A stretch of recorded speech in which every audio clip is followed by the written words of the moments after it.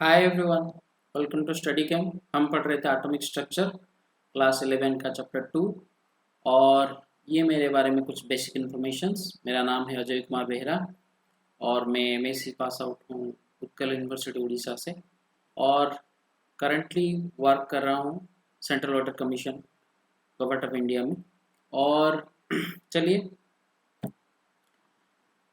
पहले हम देखते हैं कि पिछले क्लासेस में हम क्या पढ़े।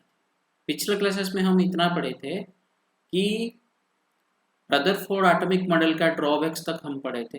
रदरफोर्ड एटॉमिक मॉडल को किस किस वजह से डिस्कार्ड किया गया था।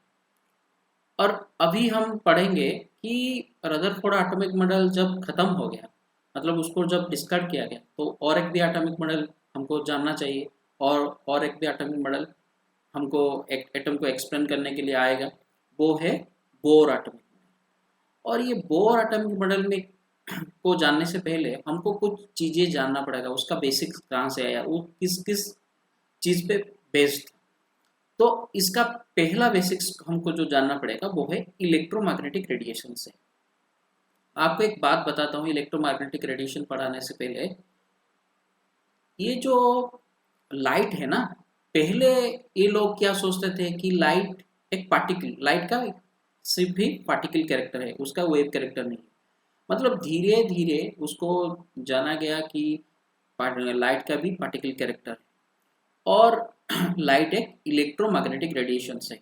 तो इसी से ही स्टार्ट हुआ। और मैं आपको पिछले क्लासेस में और एक चीज़ भी बताया था रदरफोर्ड एटॉमिक मॉडल का ड्रॉबैक में, कि मैक्सवेल ने एक चीज़ बताए थे। क्या बताए थे? अगर कोई एक्सेलरेटेड चार्ज पार्टिकल, मतलब कोई एक चार्ज पार्टिकल को हम अगर एक्सेलरेट करते हैं तो वो क्या होता है, वो electrical and magnetic field generate करता है, ये आपको बताता है। और ये क्या करता है कि ये जो इलेक्ट्रिकल मैग्नेटिक फील्ड जनरेट जो करता है ना, वो ट्रांसमिटेड किस फॉर्म में होता है? इलेक्ट्रोमैग्नेटिक रेडिएशन के फॉर्म में ट्रांसमिशन होता है। तो वही बात मैं यहाँ पर लिखा हूँ कि James Maxwell suggested that when an electrically charged particle moves under acceleration, alternating electrical and magnetic fields are produced and transmitted in forms of waves called electromagnetic radiation। चलिए उसका डेफिनेशन हो गया, आपको इलेक्ट्रोमैग्नेटिक रेडिएशंस का definition पता चल गया। अभी आपको जानना है कि उसका प्रॉपर्टीज क्या है। कि ये एक नया चीज़ था उस टाइम पे, अभी तो नया चीज़ नहीं है, मगर उसका प्रॉपर्टीज भी आपको जानना पड़ेगा। प्रॉपर्टीज क्या क्या है कि इलेक्ट्रोमैग्नेटिक रेडिएशन में इसमें क्या होगा, एक इलेक्ट्रिकल फील्ड होगा और एक मैग्नेटिक फील्ड होगा। और ये जो इलेक्ट्रिक फील्ड मैग्नेटिक फील्ड दोनों मिलके ही इसको तैयार करते हैं।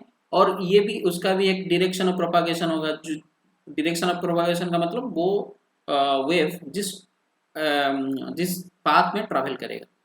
आपको समझ में आ गया। और इसको देख लेते हैं जो थोड़ा। देखिए, अगर ये रेड लाइन यहाँ पर, तुम्हारा एनसीईआरटी का बुक से ही मैं उठाया हूँ ये फिगर को, ताकि आपको बहुत अच्छी तरह से समझ में आ जाए वो मैं क्या बोल रहा हूँ। यहाँ पर देखिए, ये कि इलेक्ट्रिकल कंपोनेंट अगर ये होता है, मतलब ये इसका अगर इलेक्ट्रिकल कंपोनेंट अगर इस डायरेक्शन में ट्रैवल करता है, तो ये ब्लू लाइन वाला ना, ये इसका मैग्नेटिक कंपोनेंट हो जाएगा। और ये जो सीधे लाइन है एक्स एक्सिस पे, उसका डायरेक्शन ऑफ प्रोपागेशन होगा। और ये तीनों तीनों म्यूचुअली परपेंडिकुलर है, तीनों म्यूचुअली परपेंडिकुलर है। आपको मेरे बात समझ में आ गया। और एक बात, ये जो इलेक्ट्रोमैग्नेटिक रेडिएशन है ना, वो ट्रैवल करने के लिए, इलेक्ट्रोमैग्नेटिक रेडिएशन ट्रैवल करने के लिए कोई भी मीडियम की रिक्वायरमेंट नहीं है। मतलब आप पहले पढ़े होंगे कि अगर साउंड वेव्स हो, उसको ट्रैवल करने के लिए क्या मीडियम की जरूरत है। और वाटर वेव्स हो, उसको ट्रैवल करने के लिए भी मीडियम का जरूरत है। मगर इस वेव्स को ट्रैवल करने के लिए कोई भी मीडियम का जरूरत है, मतलब ये वैक्यूम पे ट्रैवल कर सकता है। समझ में आ गया मेरे बात। और देखते हैं, ये जो इलेक्ट्रोमैग्नेटिक रेडिएशन लाइट का वेलोसिटी पे ट्रैवल करता है।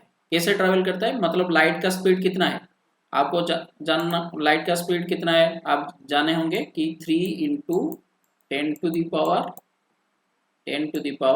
8, ये लाइट का स्पीड। ये इतना स्पीड पे ट्रैवल करता है, लाइट का वेलोसिटी पे ट्रैवल करता है। और एक बात उसमें है, उसका प्रॉपर्टीज में क्या है कि देखिए इलेक्ट्रोमैग्नेटिक रेडिएशन ना, बहुत सारे इलेक्ट्रोमैग्नेटिक रेडिएशन आप मतलब आपको मिल जाएंगे, जैसे gamma rays, X rays, UV rays, और ये विजिबल स्पेक्ट्रम में जितने आपका मतलब जिसको आप देख पा रहे हैं, मतलब हर एक कलर भी एक एक रेज है, मतलब इलेक्ट्रोमैग्नेटिक रेडिएशन है। और इंफ्रारेड है, माइक्रोवेव है मतलब और रेडियोस है जिसमें एफएम और एएम चलता है, और लॉन्ग रेडियोस ये भी होता है। तो ये जो हर अलग अलग इलेक्ट्रोमैग्नेटिक रेडिएशन है ना, वो उनका प्रॉपर्टीज में वेरी करते हैं, उनका प्रॉपर्टीज में वेरी करते हैं, और उनका फ्रीक्वेंसी सबका अलग है, वेवलेंथ सबका अलग है। तो ये सब मिलकर एक इलेक्ट्रोमैग्नेटिक स्पेक्ट्रम तैयार करते हैं।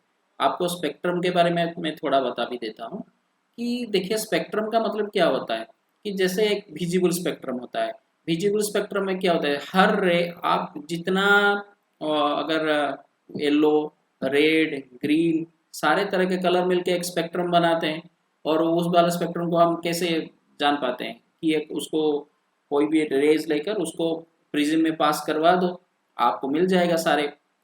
तो एक स्पेक्ट्रम कंस्टिट्यूट करते हैं, वैसे ही ये भी एक स्पेक्ट्रम कंस्टिट्यूट करते हैं, उसको बोलते हैं इलेक्ट्रोमैग्नेटिक स्पेक्ट्रम।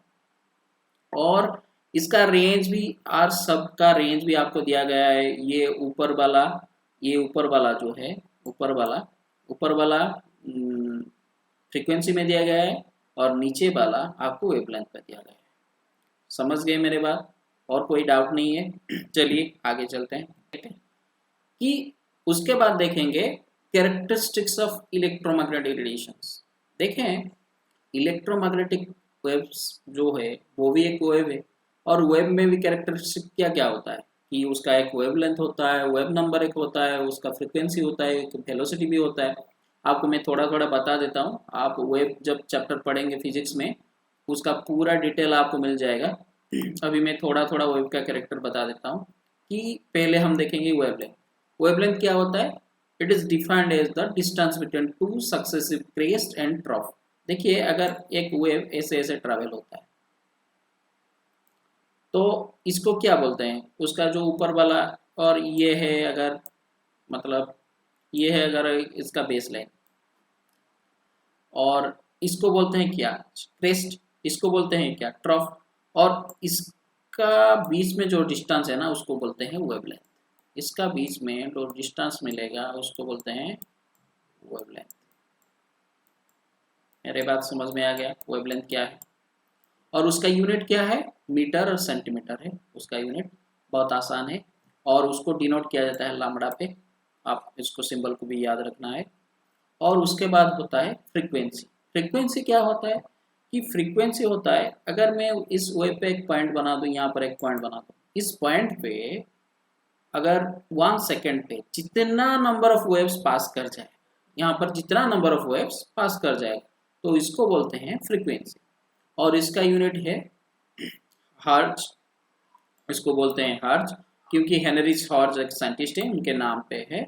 और इसका भी यूनिट सेकेंड इनवर्स भी करते हैं, क्योंकि number of waves per unit time, और टाइम का यूनिट है सेकेंड, तो इसको सेकेंड इनवर्स भी बोलते हैं।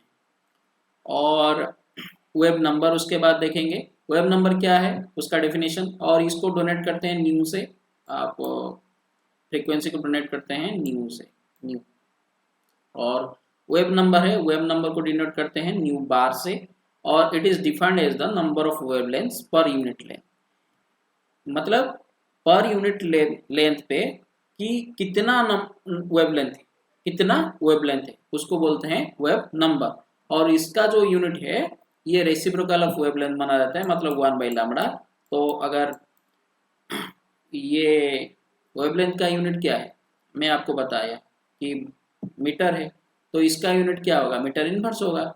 और सबसे इसमें और एक इम्पोर्टेंट प्रॉपर्टीज है मैं आपको बताता हूँ, क्या है वो रिलेशन है velocity equal to wavelength into frequency. वो रिलेशन क्या है, velocity equal to wavelength into frequency. ये इस बेसिस पे हमको बहुत सारा प्रॉब्लम मिलेंगे, और ये जो रिलेशन है बहुत इंपॉर्टेंट रिलेशन। तो चलिए आगे चलते हैं। देखिए ये एक प्रॉब्लम है, उसको देखते हैं। और मैं जो बताया ना लास्ट वाला जो रिलेशन, इसी के ऊपर बेस्ड है। और देखिए ये क्या कहता है, ये प्रॉब्लम क्या कहता है। देखिए यहाँ पर आपको दिया गया है calculate wave number and frequency of yellow radiation having wavelength. मतलब आपको येलो रेडिएशन का वेवलेंथ आपको दिया गया है कितना, 5000 एंगस्ट्रॉम। 5000 एंगस्ट्रॉम। आपको एंगस्ट्रॉम का मतलब पता होगा कि 10⁻⁻8 10⁻⁻10 मीटर को एंगस्ट्रॉम बोलते हैं। देखिए 5000 इंटू 10⁻⁻10 मीटर। मैं मीटर में क्यों कन्वर्ट कर दिया, क्योंकि ये सारे हमको मीटर में मिल जाएगा और ये कन्वीनियंट यूनिट है, इसलिए मीटर में कन्वर्ट कर दिया। मिल गया आपको मीटर पे। अभी लैम्बडा आपको गिवन है, अभी वेव नंबर निकालना है और फ्रीक्वेंसी निकालना है। मैं आपको रिलेशन बताया था, क्या रिलेशन बताया था, वेवलेंथ वेलोसिटी इक्वल टू